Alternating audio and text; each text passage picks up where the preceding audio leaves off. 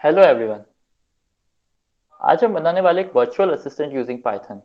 अब ये virtual assistant हमारा बिल्कुल नॉर्मल असिस्टेंट जैसा ही है, जैसा कि गूगल असिस्टेंट या फिर एलेक्सा या फिर दूसरे असिस्टेंट जो भी अभी मार्केट में अवेलेबल है, बिल्कुल वैसा। इसका नाम हमने दिया है जारविस। अब ये वर्चुअल असिस्टेंट एक्चुअली हमारी सारी क्वेरीज को सुनेगा, समझेगा और उनकी करस्पॉन्डिंग रिस्पॉन्ड करेगा।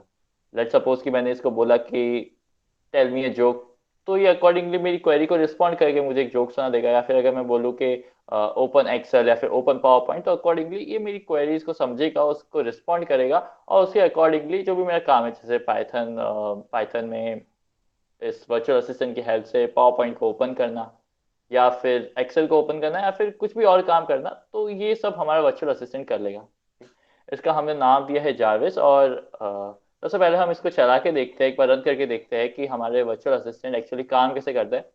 और फिर हम स्टेप बाय स्टेप इसको समझेंगे कि कैसे हम बना सकते हैं एक वर्चुअल असिस्टेंट यूजिंग पाइथन। इस टोटल प्रोजेक्ट को हम तीन पार्ट्स में ब्रेक करने वाले हैं, पार्ट वन, पार्ट टू और पार्ट थ्री। और हम एक्चुअली तीन फ्रेंड्स, मैं, आदित्य और मोहित, हम तीनों मिलकर इस प्रोजेक्ट को पूरा करने वाले हैं।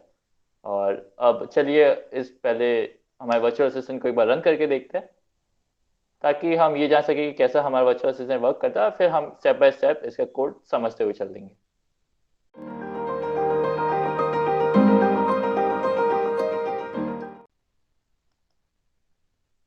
Good afternoon, sir. I am your voice assistant. What should I call you, sir? Piyush. Welcome, Mr. Piyush. How can I help you, sir? Tell me a joke. What is Benoit B. Mandelbrot's middle name? Benoit B. Mandelbrot. How are you. I am fine, thank you. How are you, sir? Fine. Fine. It's good to know that you're fine. Open PowerPoint. Opening MS PowerPoint.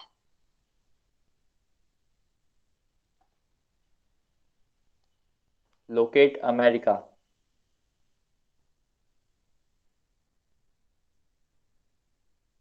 Where is America. User asked to locate America.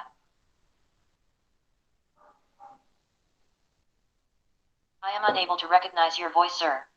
Kindly repeat. Bye. Thank you for giving me your time, sir. तो इस तरह हम अपना virtual assistant को चला सकते हैं। अब आइए देखते हैं कि इसको हम पाइथन में कोड कैसे कर सकते हैं, स्टेप बाय स्टेप।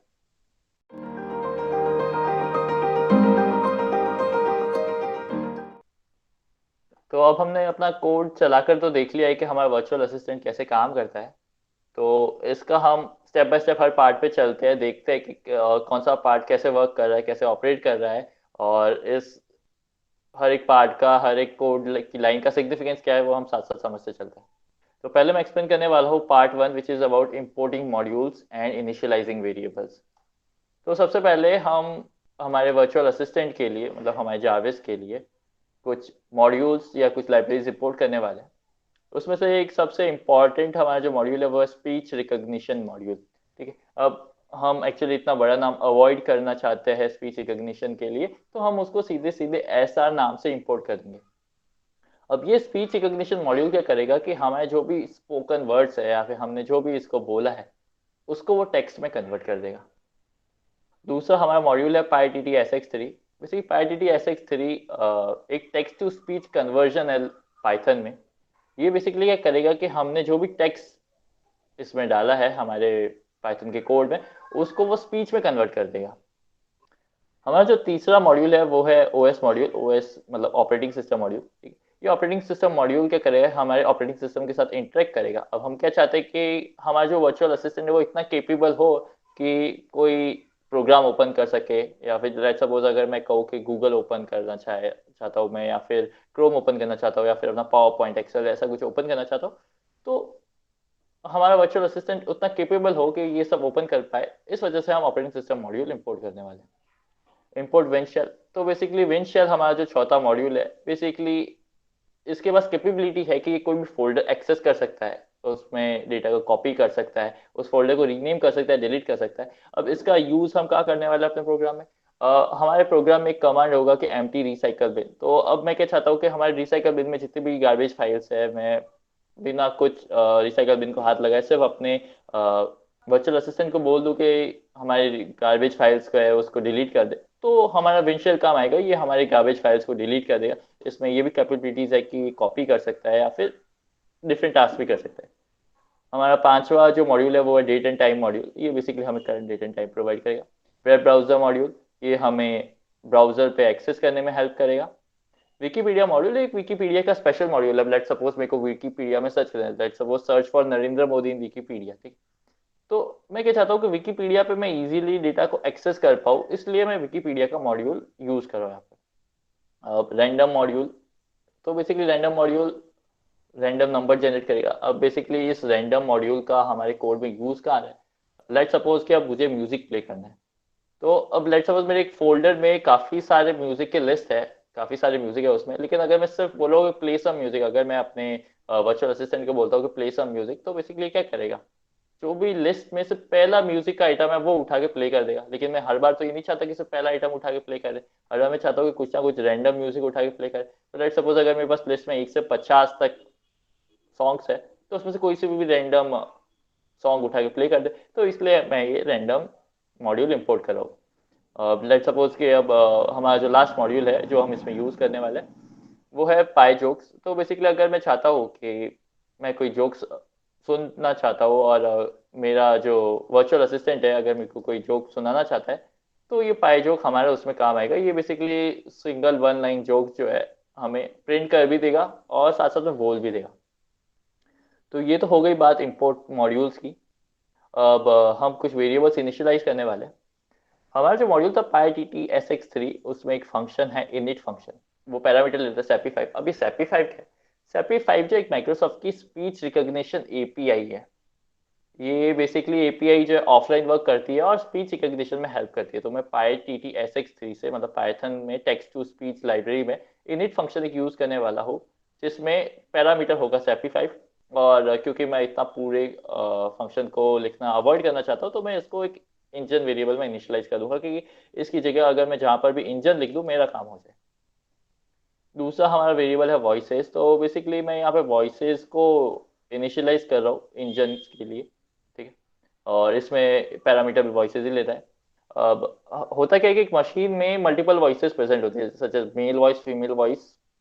तो क्योंकि मैं इंजन डॉट सेट प्रॉपर्टीज से मैं कोई भी अपनी वॉइस सेलेक्ट करना चाहता हूँ, ठीक, तो मैं इसमें पैरामीटर दे दूंगा आइदर वन, टू और जीरो, जो भी मेरे को वॉइस ठीक लगे, ठीक है। इस केस में मैंने वॉइस दी है टू की, जो कि किसी लड़की की वॉइस है। अगर हम इसको मेल वॉइस में कन्वर्ट करना चाहते हैं तो हम इसमें वन या जीरो लिख सकते हैं, that is not an issue.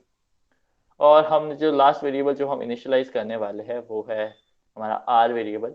तो बेसिकली हमारा जो एस आर था, स्पीच रिकग्निशन मॉड्यूल, उसके अंदर हमने एक रिकग्नाइजर फंक्शन यूज करा। और क्योंकि मैं इतना पूरा सेंटेंस को लिखना अवॉइड करना चाहता हूँ, तो मैंने उसको आर में इनिशियलाइज कर दिया। और आगे हम देखेंगे कि इस आर का यूज कहाँ है अपने कोड में। तो ये हो गया पार्ट वन, जिसमें हमने इंपोर्ट कर दिया मॉड्यूल्स और इनिशियलाइज कर दिए variables.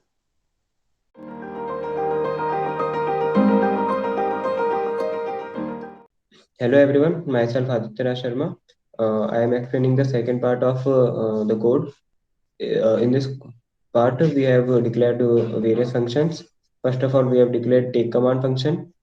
Uh, in this, in the take command function, we have take input from the user. इसमें हमने try and exception का कोड यूज किया है, and we have used with sr dot microphone as a source means हमारे device का जो भी microphone होगा वो एज ए सोर्स यूज होगा। सबसे पहले तो हमने आर डॉट एडजस्ट से बैकग्राउंड नॉइस को कम किया है। उसके बाद में हमने लिसनिंग स्टेटमेंट प्रिंट किया है ताकि यूजर को पता चले कि जारविस सुन रहा है और उस टाइम पे वो यूजर बोलना चालू करे। और क्योंकि हम नहीं चाहते कि हम हमारा वॉइस असिस्टेंट जो है इनफाइनाइट टाइम तक यूजर को सुनता ही जाए। तो हमने यहाँ पर 1 सेकंड का डिले डाला है, गैप डाला है। अगर यूजर बोलते वक्त 1 सेकंड का गैप आ जाता है तो वॉइस हमारा वॉइस असिस्टेंट सुनना बंद कर देगा।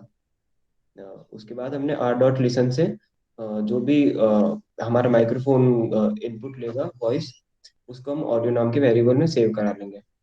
Now we come to the try and exception code.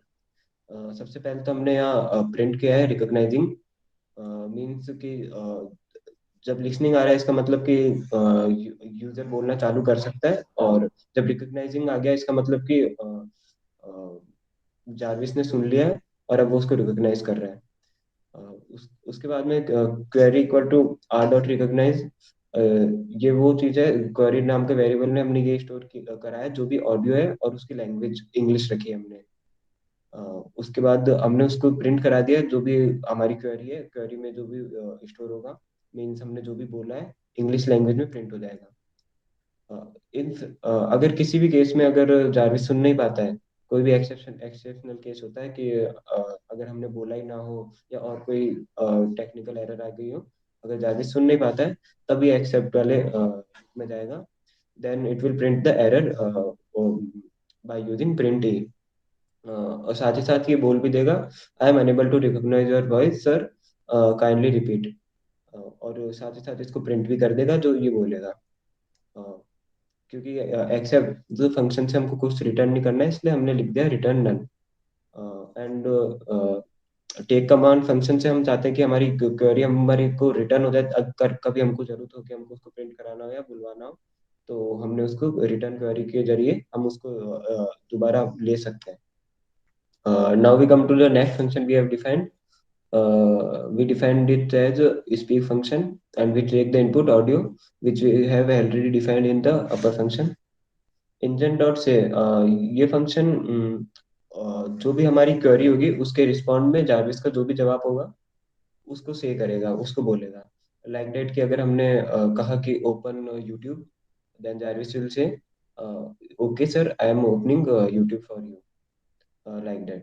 And engine dot run and wait is that this is the time delay of for the Jarvis, क्योंकि हम नहीं चाहते कि जारविस ने जैसे एक क्वेरी का रिस्पॉन्ड किया तो तुरंत को तुरंत अगला फंक्शन भी रन कर दे, अगली कमांड भी रन कर दे। तो उसके लिए हम थोड़ा डिले देने के लिए engine dot run and wait method का यूज करेंगे।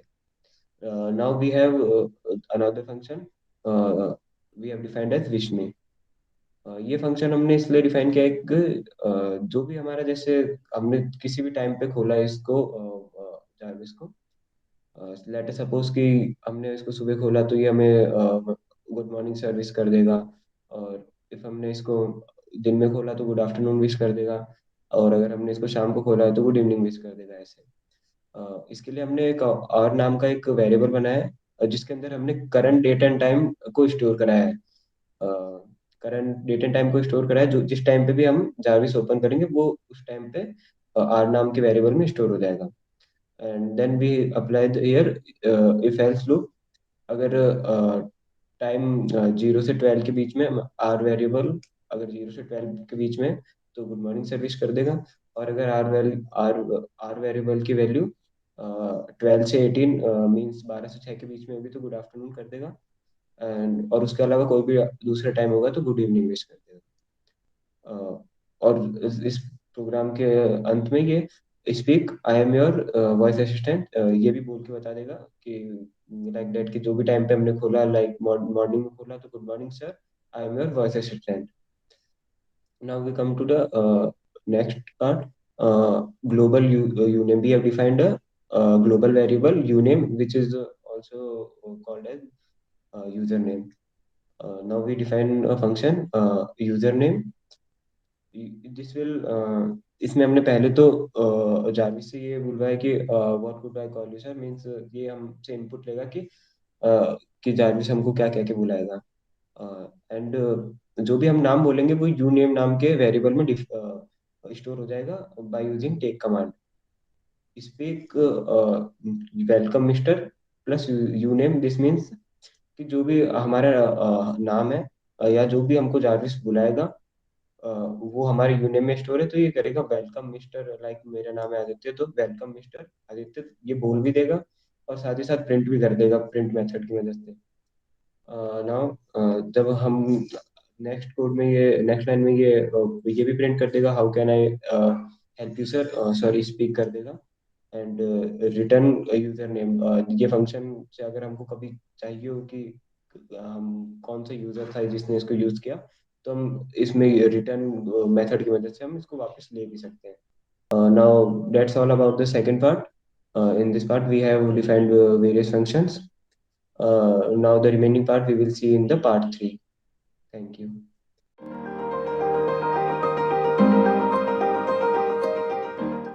हेलो एवरीवन, मेरा नाम मोहित है और मैं इस प्रोजेक्ट का तीसरा पार्ट एक्सप्लेन करने वाला हूँ, जिसमें हमने मेन फंक्शन लिखा है। तो पहला कमांड है क्लियर, जिससे क्या होगा, हमने क्लियर फंक्शन को डिफाइन करा है, जिससे क्या होगा, जो हमारा पाइथन का कंसोल है वो क्लियर हो जाएगा। और दूसरा जो मेथड है वो विश मी है, जिसमें टाइम के हिसाब से हमें गुड मॉर्निंग, गुड इवनिंग या गुड आफ्टरनून विश कर देगा। ठीक है। और तीसरा जो हमने फंक्शन कॉल करा है यूज़र नेम, जिसमें हमसे हमारा नाम पूछेगा और वेलकम करेगा नाम बोल करके। ठीक है। तो ये हमारा 3 मेथड हमने यहाँ पे कॉल करा है। और आगे हमने इनफाइनाइट लूप लगाया है, जिससे कि हमारा असिस्टेंट हमारी मर्जी के बगैर मतलब ख़त्म ना हो जाए, मतलब प्रोग्राम बंद ना हो जाए, इसके लिए हमने यहाँ पे इनफाइनाइट लूप लगाया है। ठीक है। जब तक हम एग्जिट या एंड नहीं बोलेंगे तब तक ये ख़त्म नहीं होगा। फिर हमने जो क्वेरीज है उसको एनी कन्फ्यूजन मतलब जो बराबर समझ पाए, इसके लिए हमने जो कमांड है वो लोअर केस में ले, इसके लिए हमने यहाँ पे ये लोअर केस में कन्वर्ट कर दिया है, जो भी हम उसको कमांड देंगे। ठीक है। और हमने नीचे जो इफ एल्स का यूज़ करके हमने बहुत सारे इंस्ट्रक्शंस ऐड करे हैं, जिससे कि वो समझ पाए और उस हिसाब से हमारा आउटपुट मतलब आ जाए। तो पहला एग्जांपल के लिए मैं 2-3 एक्सप्लेन कर देता हूँ, फिर और भी मैंने बहुत सारे इंस्ट्रक्शंस डाले हैं। पहला है, अगर यूज़र हाउ आर यू पूछता है, तो जो हमारा असिस्टेंट है वो बोलेगा I am fine thank you. ठीक है। और फिर सेम क्वेश्चन यूज़र से पूछा जाएगा, हाउ आर यू सर। और अगर ने लिखा है एलिफ करके लिखा है दूसरा, अगर यूज़र फाइन बोलता है या गुड बोलता है, तो फिर वो जो हमारा असिस्टेंट है वो दोबारा से बोलेगा it's good to know that you are fine. जैसे एलसीप में हमने और डाला है ओपन विकीपीडिया, तो यहाँ पे विकीपीडिया ओपन कर देगा बोलते हुए opening Wikipedia for you sir. ठीक है। और हमने विकीपीडिया में और भी मॉडिफिकेशंस करे हैं। अगर मान लीजिए विकीपीडिया में कुछ और सर्च करना है, तो हम विकीपीडिया में इस तरह से ऊपर कोड लिखा हो उससे सर्च कर सकते हैं विकीपीडिया के अंदर, उसका कंटेंट भी पढ़ सकते हैं, 2 सेंटेंस ऊपर में लिखा हुआ है। और हमें मान लीजिए यूट्यूब ओपन करना है, तो हम यूट्यूब बोलेंगे, या गूगल ओपन करना है गूगल बोलेंगे, तो सब ओपन करके दे देगा। ये जो हमारा आर हमने यहाँ पे लिखा है, ये टोटल जो एड्रेस है इसको स्ट्रिंग की तरह कंसिडर, एक स्ट्रिंग की तरह कंसिडर करें, ना कि एस्केप सीक्वेंस से कंसिडर करें, इसलिए हमने यहाँ पे आर लिखा है। ठीक है। तो ये हमारा और भी इंस्ट्रक्शंस हमने डाल रखे हैं और मॉडिफाई भी कर सकते हैं इसको, ये तो लिमिटेड है। अभी तक हमने इतना ही ऐड करा है और that's all.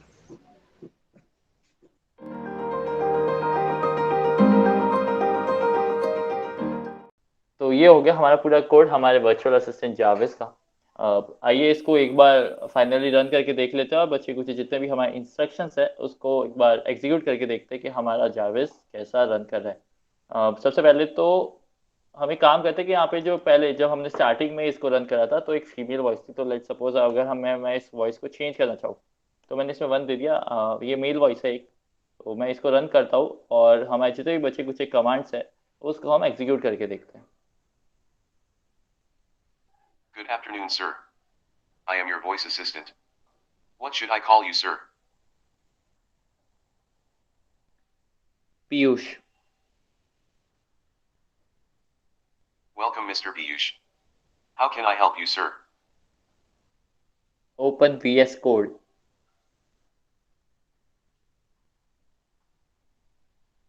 Open VS code. Opening VS Code.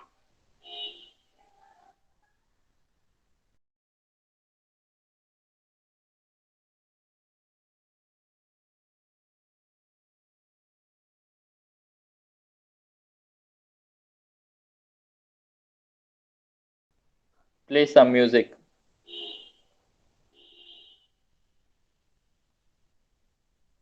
Play music. Here you go with music.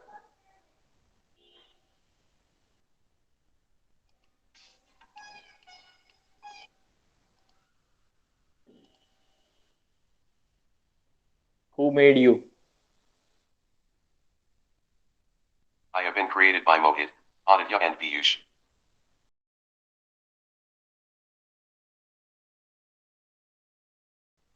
तो ये हमारा वर्चुअल असिस्टेंट है जो कि एकदम परफेक्टली रन कर रहा है हमारी क्वेरीज पे। और इसी के साथ मैं हमारा प्रोजेक्ट कंक्लूड करता हूँ जो कि था वर्चुअल असिस्टेंट यूजिंग पाइथन। और that's all for this video. Hope you enjoyed the video, and if you like the video, please like, share and subscribe.